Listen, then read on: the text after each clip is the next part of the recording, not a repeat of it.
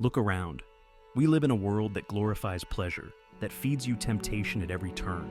Billboards, ads, social media, it's all designed to keep you enslaved to your desires.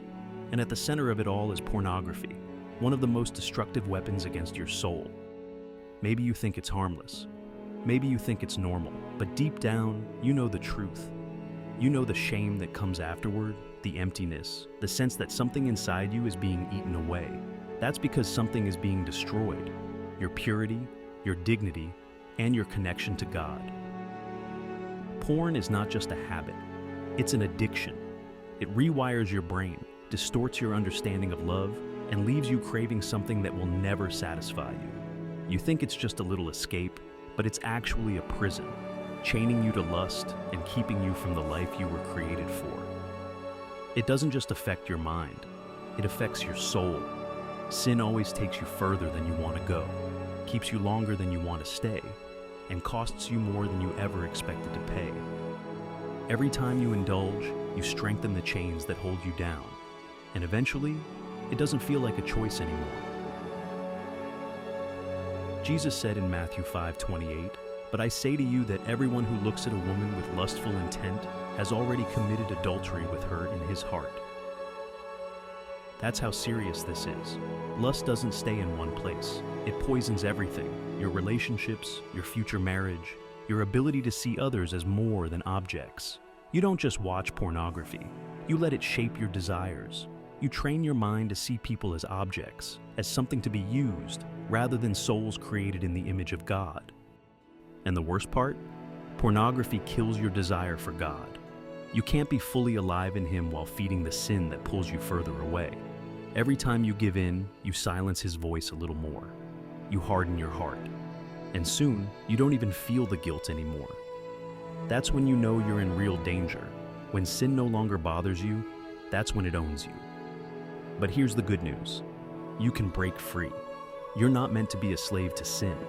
You were created for holiness, for self-mastery, for love that reflects God's design, not the cheap imitation the world sells you. Here's where you start. 1. Cut off the source. Jesus wasn't exaggerating when He said, "If your right eye causes you to sin, tear it out and throw it away." Matthew 5:29. If you keep giving yourself opportunities to fail, you're setting yourself up for defeat. Get rid of the access points. Filters, blockers, delete apps if you have to. Stop pretending you're strong enough to resist if you keep putting yourself in the same situation. Think about it this way. If you had a drinking problem, would you keep alcohol in your house? If you were trying to quit smoking, would you carry cigarettes in your pocket? Then why do you keep easy access to the very thing that's poisoning your soul? 2. Replace the habit. Sin thrives in emptiness. If you don't fill your time with something meaningful, prayer, exercise, real human connection, you'll fall right back into the cycle. The reason so many men and women fail to overcome pornography is that they try to remove it without replacing it.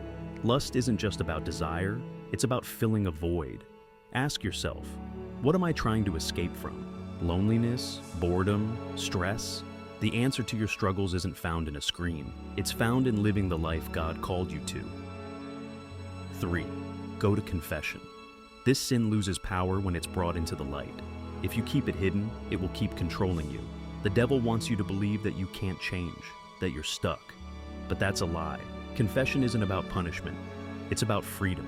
When you kneel before God and say, "Father, I have sinned," you're not met with condemnation.